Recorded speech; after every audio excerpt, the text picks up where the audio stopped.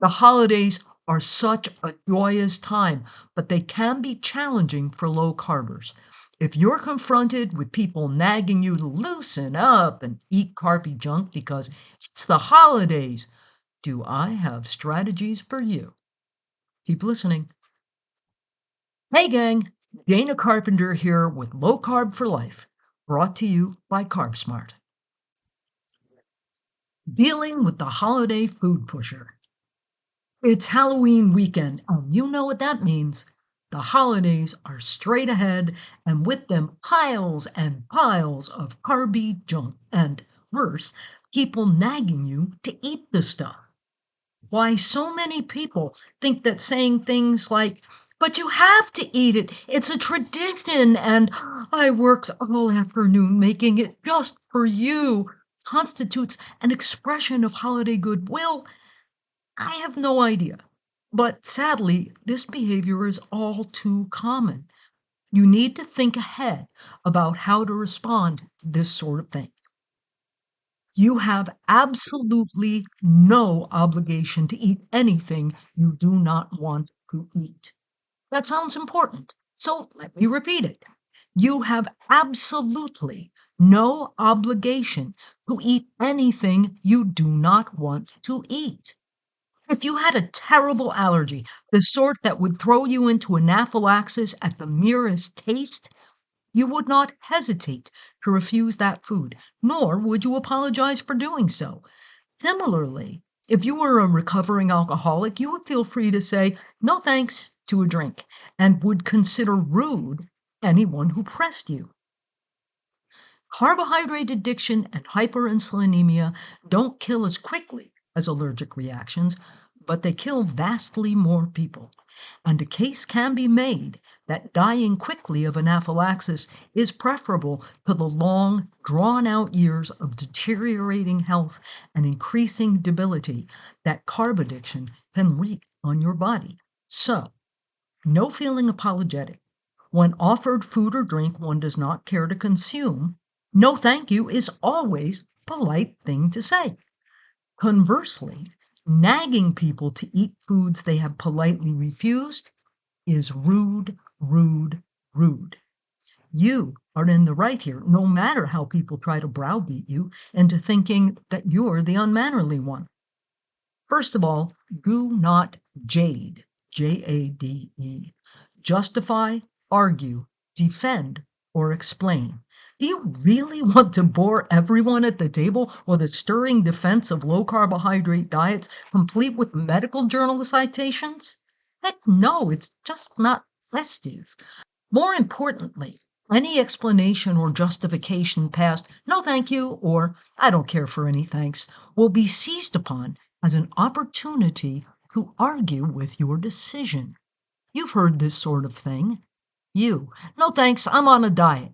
Them, nobody diets on Christmas.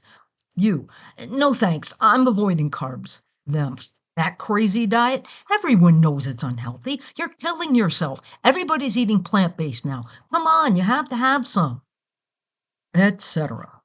Every good salesman works to get the hesitant prospect to state his objections because that's the moment he can start arguing them away. Do not let yourself in for this. You do not need a reason beyond, I don't care for any thanks. You just don't. However, it can be hard not to embellish upon no thank you. So instead of offering an explanation or a defense, change the subject. Like this. Them. Oh, you have to try my famous cornbread stuffing. You.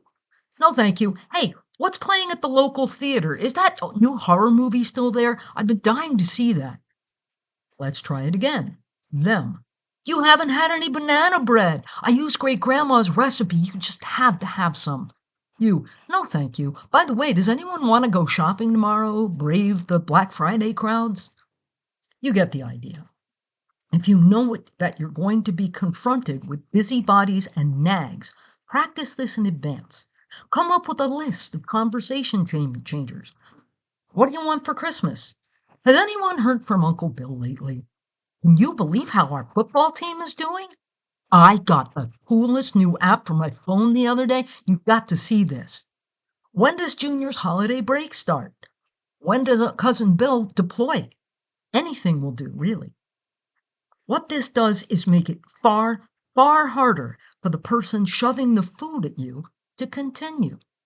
If you only say, no, thank you, you're going to hear, but you must have some.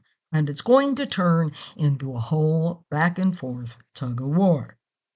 I don't want to, but you have to. But I don't want to, but you have to. Ugh. Once you've said, hey, have you seen Cousin Susie's new baby? Anybody got pictures? Or whatever. The food pusher is going to look just a tad obsessed if she keeps going. Instead of the other diners looking at you funny, they're going to look at the food pusher funny. It's a neat form of social jujitsu, and I recommend it highly. One tangential but related tactic. If you come from a family where holiday get-togethers are an occasion to be honest, in other words, for people to say unkind things to one another, arm yourself with my all-purpose comeback. How very kind of you to say so. Again, let's practice. You've been on that diet for 6 months now and you're still fat. How very kind of you to say so. Haven't you gotten married yet? You're not getting any younger, you know. How very kind of you to say so. Your sister just got a promotion. Thank heaven one of my children amounts to something. How very kind of you to say so. Isn't this fun? You're driving the thrower of darts out of their flippin' mind and making him or her look like an ass, all while remaining impeccably polite yourself. Next year, consider having dinner with friends. Happy holidays. Don't forget to like, subscribe, and hit that notification bell because you don't want to miss a single episode.